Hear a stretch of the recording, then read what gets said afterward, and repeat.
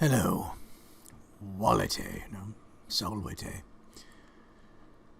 Sherlock MacQuarrie here, and we're at the Globe Theatre in nowhere. Not really London. It's virtual London. Well, it's actually called Virtual Renaissance Island. Anyway, behind me, to my character's right, is the famous portrait of Shakespeare. No, actually, we're not dead sure that that is Shakespeare, but it's a fair guess that that's Shakespeare. I don't know quite what that is. Anyone make that up? Let's see if we can see what that thing is.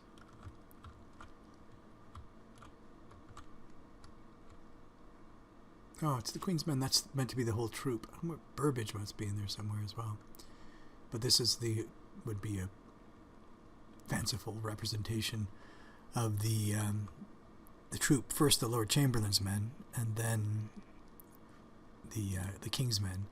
The actors who paid for the Globe Theatre, constructed the Globe Theatre, and Shakespeare was a part of that troupe from the time they were the Lord Chamberlain's men, and also when they transitioned into the King's Men. Right, so this is meant to look like the Globe Theatre. It does, actually. It's not so bad. If we look from the rear, we see in front of me that's the floor. There's the edge of the stage. The floor, this is where the groundlings would be. So if you bought a cheap ticket, let's see if there's a ticket booth out here. If you bought a cheap ticket out here, maybe we'd buy a ticket there. And we'd go, if we bought like the £5 ticket these days, that'd be a lot in the Renaissance though. But anyway, for about £5 or $7 maybe these days, the pound is getting pounded by the dollar, so it's low. We'd buy a cheap ticket. We might buy a little cup of wine as well, and we would, if we got there early enough, we could walk up all the way to the stage and stand right here. But all the people here would be standing.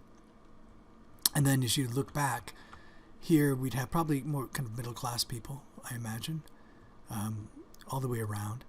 The upper booths, probably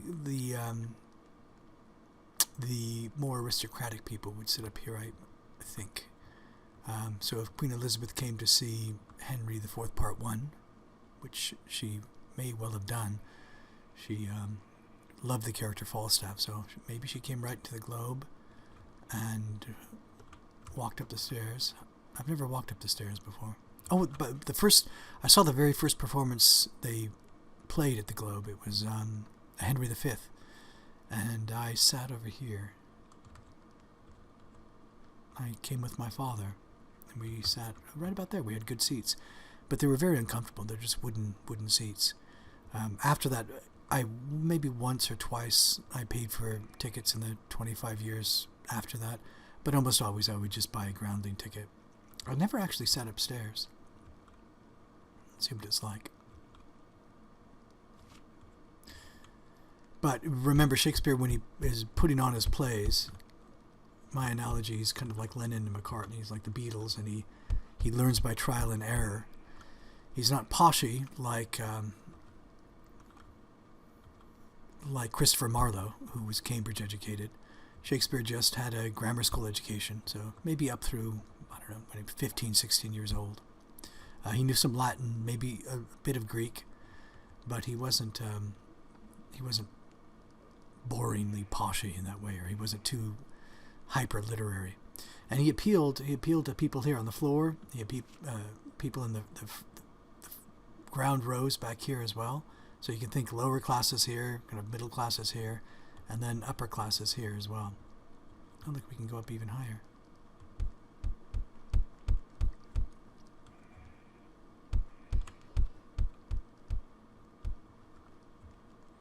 These are the nosebleeds, though. I think the better seats would be right here, probably. Instead of wandering down, I will... Nice thing about Second Life is you can fly around places. But as you see, it's an open-air theater, quite like the Globe itself. You can fly around at the top. Of course, rain could also get in at the top.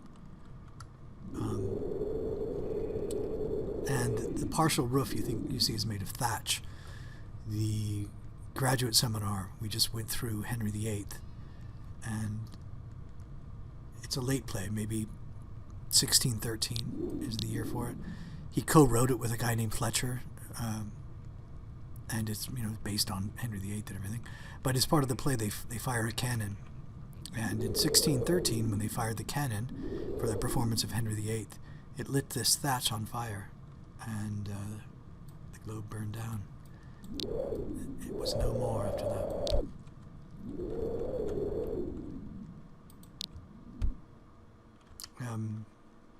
Anyway, without further ado, I will take you to various film clips, and then I will take you to various, not film clips, but bits of text. We'll look at various bits of text as well. I wish that wouldn't happen.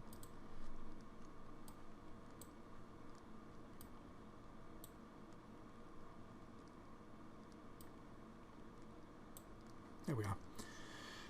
Let's go backwards in time. So let's start in reverse chronological order with this clip from Kenneth Branagh's Henry V, and I'll show it to you. This is, it's right there. I already typed it. Henry V by Kenneth Branagh. You see it right there? If you want to see it, it's available for rent, I think, on Amazon. Not expensive. I think it'd be a $1.99 rental. It's quite a good movie. In it, it's based on the last play, Henry V, but he does flashbacks, and I showed at least one of the classes a flashback. This is Robbie Coltrane playing Falstaff, and we'll see Kenneth Branagh playing Henry V. We will see a young Christian Bale playing the young boy, and we'll see Dame Judi Dench playing Mistress Quickly, and Richard Briers, who you probably don't know. You might, though. He's a great character actor in Britain. Starred in a series called Good Neighbors. He's, I think he's playing Pistol or Bardolph. I can't remember which. But take it away. What you're going to focus on is the line from King Henry IV, Part 2, "I know thee not, old man." And look carefully at Falstaff's face when you see it. Diced not? Above 7 days a week. Went to a bawdy house not above once in the quarter. Oh, an hour! Paid money that I borrowed. 3 or 4 times. Lived well and in good compass. What? You were so fat, Sir John, that you must need be out of all compass. Do thou amend thy face, and I'll amend my life. You can see there he really hurts his feelings, and it's an indication. You can see that among this group, he is Sir John Falstaff. He's a knight. He kind of outranks them all. He's a higher socioeconomic status than they are. So they tend to look up to him. He's also the wittiest man in the room. So when Bardolph tries to insult him about being fat, out of all compass, he attacks Bardolph's nose. And a lot of his attacks are fairly vicious, especially on his underlings. He's a bit coy, I wouldn't say coy, he's a bit cagey in insulting Hal. Hal insults Falstaff much more brutally, I think, than Falstaff insults Hal. Here, let's continue. You can look for Christian Bale and Judi Dench.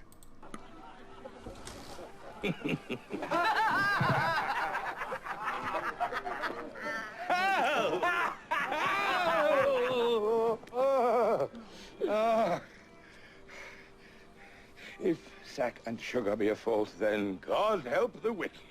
If to be old and merry is a sin, if to be fat is to be hated. But no, my good Lord, when thou art king, banish Pistol, banish Bardolph, banish Nym. But sweet Jack Falstaff, valiant Jack Falstaff, and therefore more valiant, being as he is, old Jack Falstaff, Banish not him, they had his company. Banish Plump Jack and banish all the world. I do. I will.